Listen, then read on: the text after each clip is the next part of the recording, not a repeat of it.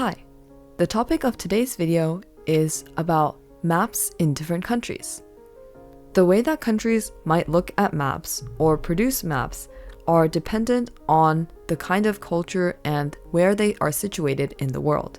Today, we're going to focus on mainly 4 ways of how countries display their maps. This is an example of a very popular way of displaying countries on a map in China. This one has China and mainly Asia in the left-hand side of the map, while it has America, North and South on the right side of the map.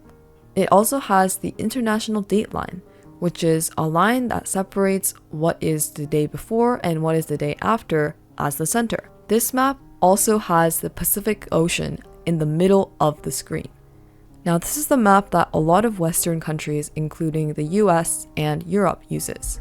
It has the Greenwich Mean Time in the middle. It also has the Atlantic Ocean slightly in the middle as well. In this case, Australia is a little bit off to the side. On the other hand, countries that are in Europe or North and South America are more focused in this map. The reason for this is to make sure that all countries are equally represented.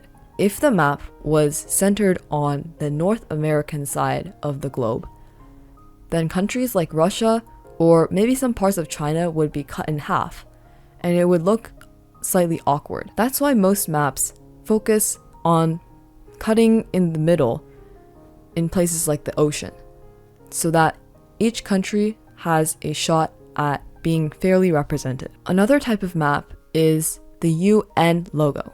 This map might look a little weird at first because countries like North America and Asia look very squished together, and it's not what you would normally see on a map that you use on the daily. However, this map actually gives a fair representation to all of the countries because they're in the middle and not one country is above the other.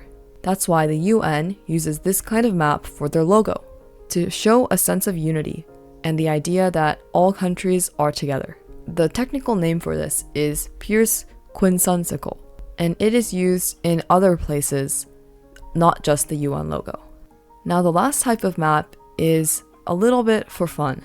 Not a lot of places actually use this map officially, but it is just as accurate as all of the other maps that we have seen today. The reason why this map is a little bit different is, first, the countries that are typically on the bottom of the map are oriented upwards.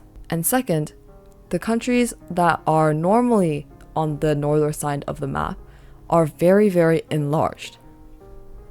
Look at the size of Russia compared to other countries like China, Kazakhstan, and Mongolia and India. It's probably double or triple the size of many of them. Now, this is not actually representative of what it actually looks like in the globe. Because when people make maps, they have to project the Earth's sphere onto a flat surface.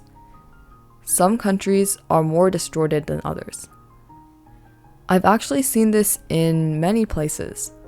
The first time I've seen this map is actually at Outback Steakhouse, which is a steakhouse that is Australian themed. As one of their decorations, they had this map on their wall, and I was quite intrigued. The second place that I saw this map was in my geography teacher's classroom last year. It really gives a new sense of looking at the world because this map is just as valid as the other maps, because it doesn't matter whether you're looking at the globe from north to south or south to north.